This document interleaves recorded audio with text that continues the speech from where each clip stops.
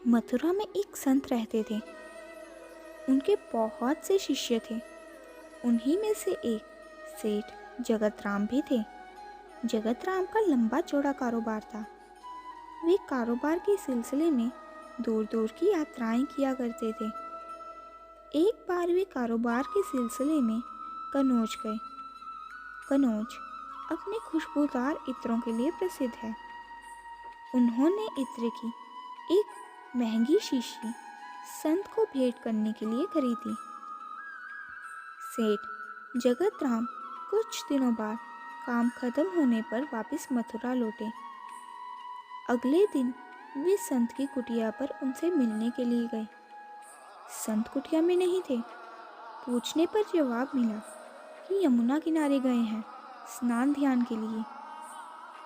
जगत राम घाट की तरफ चल दिया। देखा संत घुटने पर पानी में खड़े यमुना नदी में कुछ देख रहे हैं और मुस्कुरा रहे हैं। तेज चाल से वे संत के नजदीक पहुंचे। प्रणाम करके बोले, आपके लिए कनौज से इत्र की शीशी लाया हूँ। संत ने कहा, लाओ दो। सेठ जगत राम ने इत्र की शीशी संत के हाथ में दे दी। संत ने तुरंत वह शीशी खोली और सारा इत्र यमुना में डाल दिया और मुस्कुराने लगे। जगत राम यह दृश्य देखकर उदास हो गया और सोचने लगा, एक बार भी इत्र इस्तेमाल नहीं किया, उसकी महक तक नहीं ली और सारा इत्र यमुना में डाल दिया। वे कुछ ना बोले और उदास मन लेकर अपने घर वापस लौट गए। कई दिनों बाद जब उनकी उदासी कुछ कम हुई तो वे संत की कुटिया में उनके दर्शन के लिए गए। संत कुटिया में अकेले आंखें मूंदे बैठे थे और भजन गुनगुना रहे थे। आहट हुई तो सेठ को द्वार पर देखा। प्रसन्न होकर उन्हें बुलाया और कहा, उस दिन तुम्हारा इत्र बड़ा काम कर गया। सेठ ने आश्चर्य से संत की तरफ देखा और पूछा, मैं कुछ समझा नहीं। संत ने कहा, उस दिन यमुना में राधा जी और श्री कृष्ण की होली हो रही थी।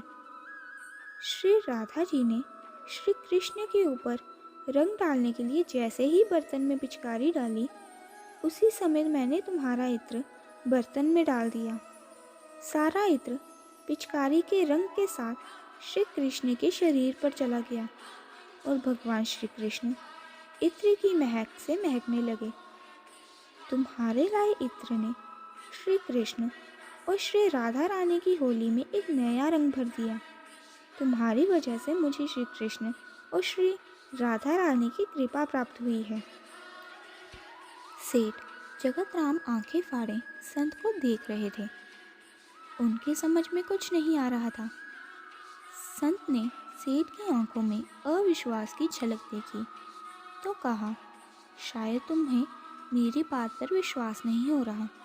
जाओ मथुरा के सभी श्री कृष्ण राधा मंदिरों के दर्शन करके आओ, फिर कुछ कहना। सेठ जगत राम मथुरा में स्थित सभी राधा कृष्ण के मंदिरों में गए। उन्होंने सभी मंदिरों में श्री राधा कृष्ण की मूर्ति से अपने इत्र की महक आती प्रतीत हुई।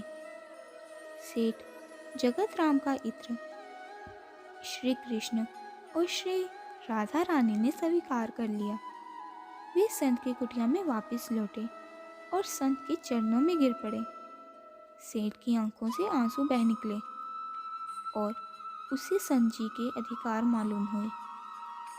संत की आंखें भी प्रभु श्री कृष्ण की याद से गीली हो गई। इसीलिए सदैव ध्यान रहे, संत महात्मा भले ही हमारे जैसे दिखते हों, लेकिन वे हर वक्त ईश्वर में मन लगाए रहते हैं। हम जैसों के लिए यह अधिकार तब प्राप्त होगा जब हमारी भक्ति बढ़ेगी और नाम सिमरन बढ़ेगा। जय जय श्री